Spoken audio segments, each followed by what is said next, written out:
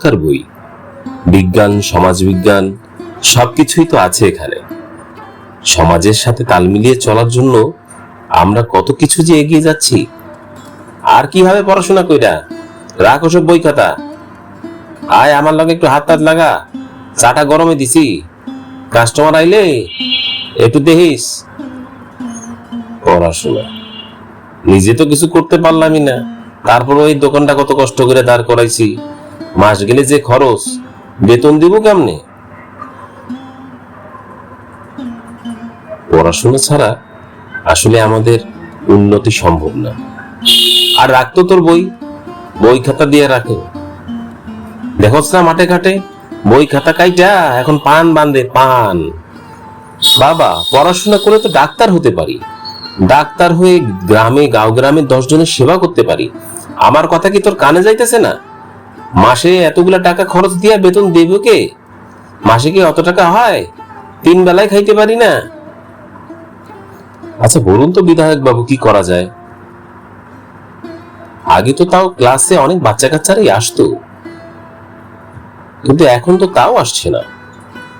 আমি তো বড্ড টেনশনে পড়ে গেলাম। হ্যাঁ, অনেকে তো বেতনই দিচ্ছে না, কিন্তু বেতন দেওয়াটা তো আসলে বড় কথা নয়, শিক্ষাটাকে দাঁড় করানোই হচ্ছে বড় কথা। মানুষের ঘর দুয়ারে শিক্ষার আলো পৌঁছে দিতে হবে বিধায়ক বাবু, এই ব্যবস্থা আমাদের করা উচিত। হ্যাঁ, কি করবেন বলুন? আমি তো নিজেই দুশ্চিন্তাগ্রস্ত। আমাদেরকে নিশ্চয়ই কিছু একটা করতে হবে। হ্যাঁ, কিছু তো একটা অবশ্যই করতে হবে। বাহ, এই যে পানি, এই পানি হচ্ছে আমাদের জীবন, প্রকৃতিকে বাঁচায় রাখে। বইয়ের মধ্যে যে কত সুন্দর সুন্দর তথ্য আছে, না পড়াশোনা করলে কিন্তু বোঝাই যায় না। তাড়াতাড়ি চট করে ধুয়ে। আরে রাজু, তুমি আজকে বাসন কোসন ধুচ্ছ? এসব রেখে স্কুলে ক্লাসে আসো, পড়াশোনা করে তোমাকে অনেক বড় হতে হবে। কিন্তু বাবা যে রাজি হবে না। বাবার সাথে আমি কথা বলবো, তোমার বাবাকে আমি বুঝাবো। কি খবর মাস্টার মশাই, আবার আইছেন আপনি আমার বাচ্চাটারে মাথা খারাপ করতে? বাবা, মাস্টার সাহেব কি বলছে তা শোনো, দেখো কি বলে। না, পড়াশোনাটা বোধহয় এবার আর হলো না। বুঝছেন, সেই যে রাজু, দেখছি ওর বাবা ওকে বাসন কোসন মাজাচ্ছে। বলুন তো কি অবস্থা একটা।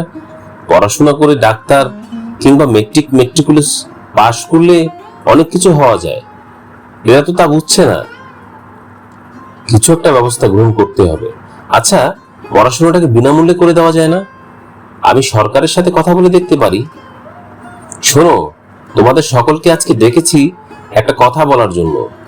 আমরা সিদ্ধান্ত নিয়েছি এরপর থেকে পড়াশোনার জন্য তোমাদের সকলকে, তোমাদের বাচ্চা কাচ্চার জন্য কোনো টাকা দিতে হবে না। আর রাখেন, এগুলো সব বাজে কথা। বাজে কথা নয়, আমি সত্যি বলছি। তোমাদের শুধু দুটো জিনিস মানতে হবে। হ্যাঁ, আপনাদেরকে দুটো জিনিস মানতে হবে। 1, আপনাদের বাচ্চা কাচ্চাকে স্কুলে সময় মতো পাঠাবেন। 2, প্রতি মাসে একটি করে গাছের চারা লাগাবেন। হ্যাঁ, তোমাদেরকে একটি করে গাছের চারা লাগাতে হবে। এভাবে আমাদের গ্রামটাকে সুন্দর করতে পারি। কি বলেন আপনারা সবাই? হ্যাঁ, পড়াশোনা করে আমরা অনেক বড় হতে চাই।